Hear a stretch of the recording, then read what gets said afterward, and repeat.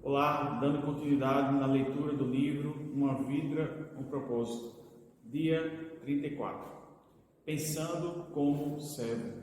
Meu servo Caleb pensa diferente e me segue de maneira plena. Números 14, 24. Tentem pensar como Cristo Jesus pensava. Filipenses 2, 5. Servir começa na mente. Ser servo requer uma mudança na maneira de pensar, uma mudança de atitude. Deus está sempre mais interessado no porquê daquilo que você faz que naquilo que você faz. Atitudes contam mais do que realizações. O rei Amazias perdeu o favor de Deus porque o que era justo aos olhos do Senhor, mas não era de todo o coração. O servo verdadeiro serve a Deus com a mentalidade que consiste em 5 atitudes. Primeiro, o servo pensa mais nos outros do que em si mesmo. O servo concentra-se nas outras pessoas, não em si mesmo. Esta é a verdadeira humildade. Não pensar menos de si, mas pensar menos em si. O servo é abnegado. Paulo aconselha: esqueçam-se de vocês o suficiente para estender a mão e ajudar. Filipenses 2, 4. É isso que significa perder a vida. Esquecer de si mesmo para servir os outros. Quando deixamos de nos concentrar em nossas necessidades, ficamos conscientes das necessidades ao nosso redor. Jesus esvaziou-se a si mesmo, tomando a forma de servo. Filipenses 2,7. Quando foi a última vez que você se esvaziou de você mesmo em benefício de alguém? Você não pode ser servo se estiver cheio de você mesmo. Somente quando nos esquecemos de nós é que fazemos coisas que merecem ser lembradas. Infelizmente, grande parte do serviço que prestamos é em causa própria. Servimos para que os outros gostem de nós, para sermos admirados ou para alcançarmos nossos objetivos. Isso é manipulação, não ministério. Ficamos o tempo todo pensando de fato em nós mesmos e em como somos maravilhosos e nobres. Alguns cristãos tentam usar o serviço como um instrumento de barganha com Deus. Vou fazer isso por você, Deus, se você fizer aquilo por mim. O verdadeiro servo não tenta usar Deus para realizar seus propósitos, mas deixa que Deus os use para os propósitos dele. Ser abnegado, assim como ser fiel, é uma qualidade extremamente rara. Dentre todas as pessoas que Paulo conheceu, Timóteo foi o único exemplo em que ele pôde apontar. Filipenses 2, 20 e 21.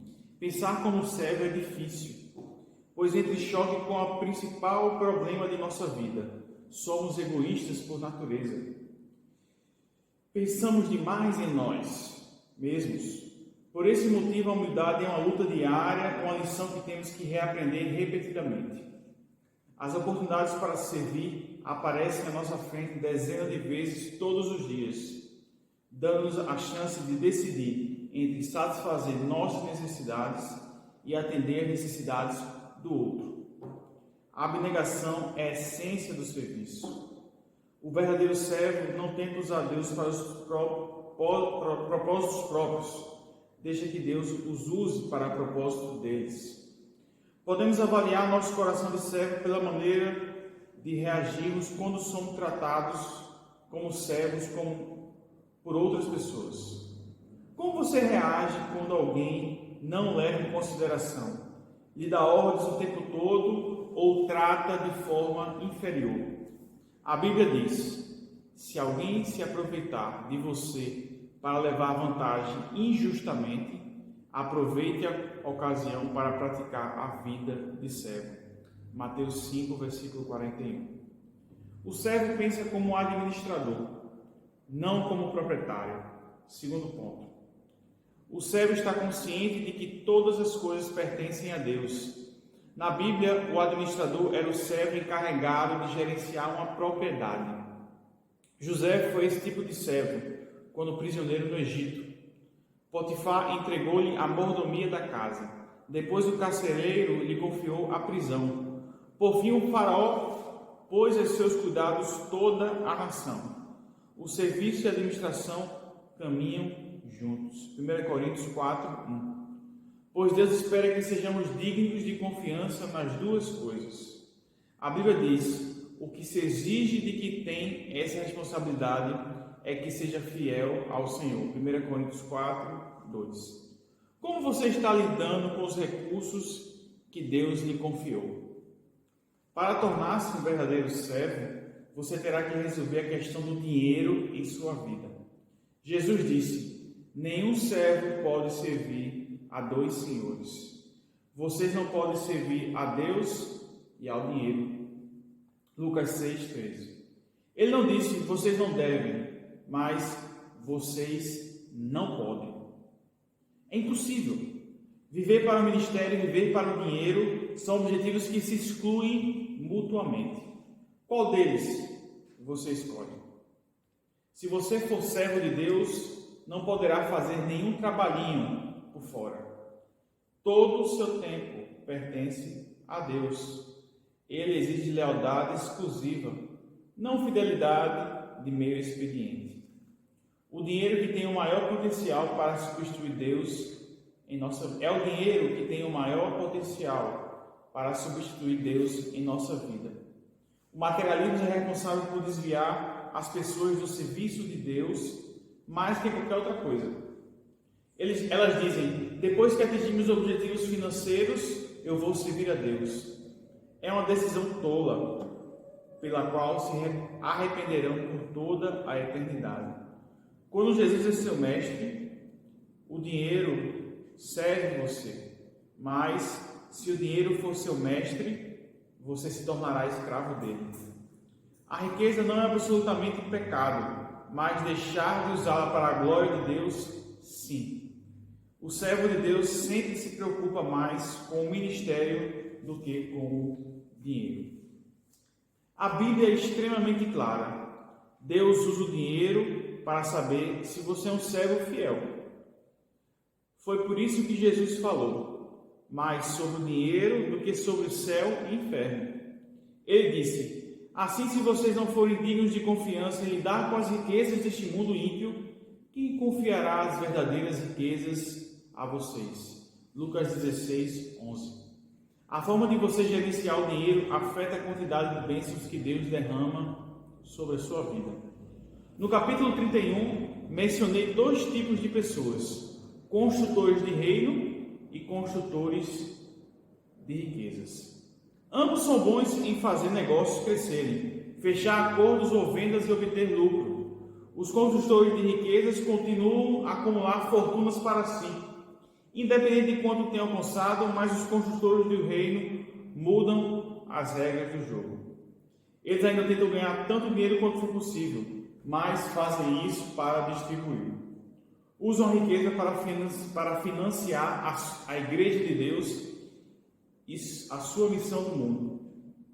Na Igreja Sally Black, temos um grupo de diretores de empresas e empresários que tentam contribuir da melhor maneira. Por isso, costumam fazer doações na medida de suas possibilidades para promover o reino de Deus. Incentivo você a conversar com o seu pastor e iniciar um grupo de construtores de reino em sua igreja. Terceiro, o servo medita sobre o próprio trabalho, não no que os outros estão fazendo. O servo de Deus não fica fazendo comparações, não critica e nem compete com outros servos ou ministérios. Está muito ocupado realizando a tarefa que Deus lhe designou. A competição entre o servo de Deus é absurda por muitas razões. Estamos todos no mesmo time e nosso objetivo é fazer com que Deus seja visto e não nós mesmos. Recebemos diferentes atribuições e cada um tem uma forma exclusiva. Paulo admoesta: isso significa que não devemos ficar fazendo comparações, como se fosse um melhor que o outro. Temos coisa mais importante a fazer na vida. Ninguém é melhor do que ninguém. Cada pessoa tem valor singular e inestimável. Gálatas 5:26. Não há lugar para ciúmes mesquinhos entre servos. Quando você está ocupado servindo, não há tempo para ser crítico. Todo o tempo desperdiçado em criticar os outros poderia ter sido usado no ministério. Quando reclamou para Jesus que Maria não estava ajudando no serviço da casa, Marta perdeu o coração de serva. O verdadeiro servo não reclama das injustiças, mas não sente pena de si mesmo nem fica aborrecido com os que não servem. Apenas confia em Deus e continua servindo. Não é nossa função avaliar os outros servos do Mestre. A Bíblia diz: quem é você para criticar o servo de alguém? O próprio Senhor determinará se seu servo foi bem sucedido ou não. Romanos 14, 4. E também não é função nos defendermos das críticas. Deixe que seu mestre tome conta disso. Siga o exemplo de Moisés, que se mostrou verdadeiramente humilde quando enfrentou uma oposição. Ou faça como Neemias, cuja resposta às críticas era simplesmente esta: meu trabalho é muito importante para que eu interrompa agora para conversar com vocês. Neemias 6, 3. Se você serve como Jesus, com certeza será criticado. O mundo e até mesmo grande parte da igreja não compreendem o que Deus valoriza. Um dos mais belos atos de amor demonstrados a Jesus foi criticado pelos discípulos. Maria derramou sobre Jesus a coisa mais valiosa que possuía, um perfume caro. Esse gesto de generosidade foi rotulado como desperdício pelos discípulos. Jesus, porém, o classificou como maravilhoso, lá em Mateus capítulo 26, versículo 10. E é isso tudo que importa. Seu serviço para Cristo jamais será um desperdício. Não importa o que os outros digam. Quarto ponto. O servo edifica a sua identidade em Cristo. Por lembrar que é amado e aceito pela graça, o servo não precisa provar seu valor. Ele aceita de bom grado trabalhos que pessoas inseguras considerariam abaixo delas. Ao lavar os pés dos discípulos, Jesus dá um dos exemplos mais profundos de serviço que parte de uma autoestima equilibrada. Lavar os pés era equivalente a ser engraxate, função desprovida de status. Mas Jesus sabia quem era, por isso a tarefa não ameaçou sua autoestima. A Bíblia diz: Jesus sabia que o Pai havia colocado todas as coisas debaixo do seu poder e que viera de Deus. Assim, levantou-se da mesa, tirou a sua capa, colocou uma toalha em volta da cintura. João 13, 13 e 4. Se você pretende ser servo, deposite sua identidade em Cristo. Somente pessoas seguras podem servir. Pessoas inseguras estão sempre preocupadas com a aparência, temem a exposição das suas fraquezas e esconde-se sob camadas de orgulho e pretensão. Quanto mais inseguro você for, mais desejará que as pessoas o sigam e mais necessitará da aprovação delas. Henry Nouwen declarou: para sermos úteis aos outros, temos de morrer para eles. Ou seja, temos de deixar de medir a nossa importância e valor pelos parâmetros dos outros. Dessa forma, ficamos livres para manifestar misericórdia. Quando você fundamenta seu valor e a sua identidade no relacionamento com Cristo, fica livre da expectativa dos outros. E isso permite que você realmente os sirva melhor. O servo não precisa cobrir a parede com placas e troféus para confirmar o seu valor. Ele não insiste em ser tratado por títulos, nem se envolve em mantos de superioridade. O servo considera irrelevantes os símbolos de status e não mede o próprio valor pelo que realiza. Paulo lembra: você pode gloriar-se de você mesmo, mas a única aprovação que conta é a do Senhor. 2 Coríntios capítulo 10, versículo 18. Se alguém teve grande chance na vida de se gabar nas suas relações pessoais, esse alguém foi Tiago, meu irmão de Jesus, meio-irmão de Jesus. Ele detinha as credenciais de quem convivera com Jesus na condição de irmão. Ainda assim, na introdução da sua carta, ele se refere a si mesmo como servo de Deus e do Senhor Jesus Cristo. Quanto mais próximo você estiver de Jesus, menos precisará se autopromover. Quinto e último ponto. O servo considera o ministério uma oportunidade, não uma obrigação. Ele gosta de ajudar pessoas, de suprir necessidades e de exercer o ministério. Ele serve ao Senhor com alegria. Salmo 100, versículo 2. E por quê? Porque ama o Senhor, reconhece a sua graça, sabe que servir é a mais alta função da vida e tem ciência que receberá a sua recompensa. O Pai o honrará e recompensará quem me servir. João 12, 26. Paulo acrescenta: ele não se esquecerá do trabalho duro que vocês realizam por ele, nem do amor que lhe demonstraram ao cooperar com os outros cristãos.